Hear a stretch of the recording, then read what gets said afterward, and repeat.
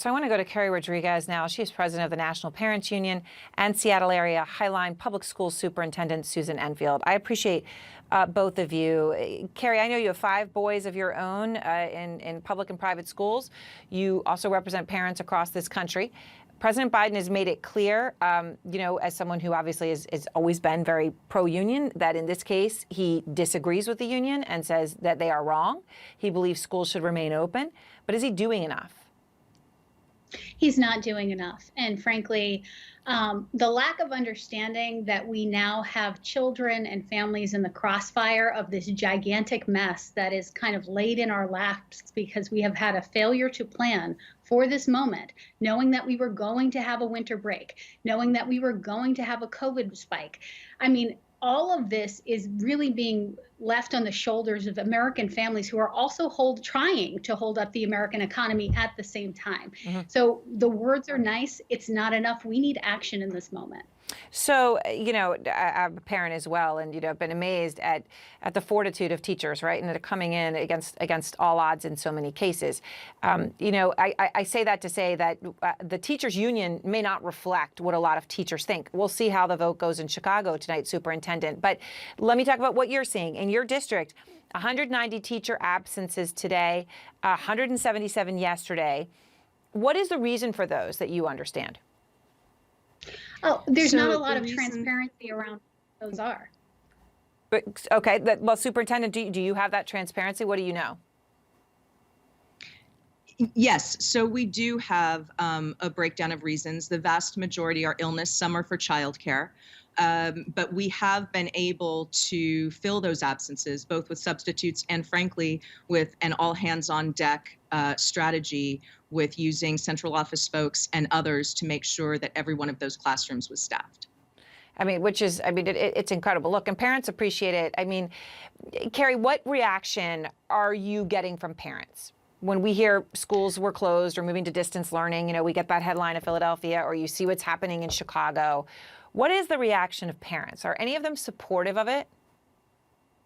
It really depends on the situation. I know that a lot of parents, what I can say is that we're deeply, deeply frustrated because many of us, myself included, got emails on Saturday night or Sunday night saying, we're scrambling at the last minute to try to figure this out.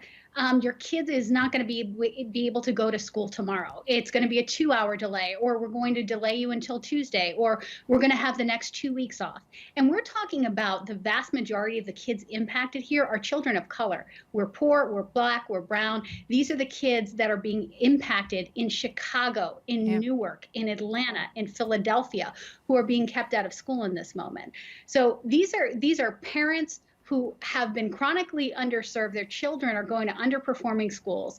Many of them are working jobs that are minimum wage. They're going paycheck to paycheck. Again, taking 2 days off when we are here on January 4th. Nobody has any PTO. Many of us are literally just living hand to mouth. This is not an opportunity that is making a lot of parents have confidence in the American public school system right now.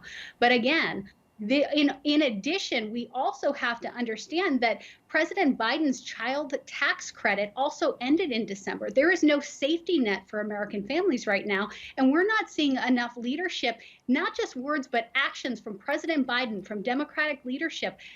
This is a critical time for them to really step up and start listening to us. So, Superintendent, let me ask you, because, the teachers' unions, they're supposed to be, fighting for the teachers, and ultimately that means fighting for children. It should, right?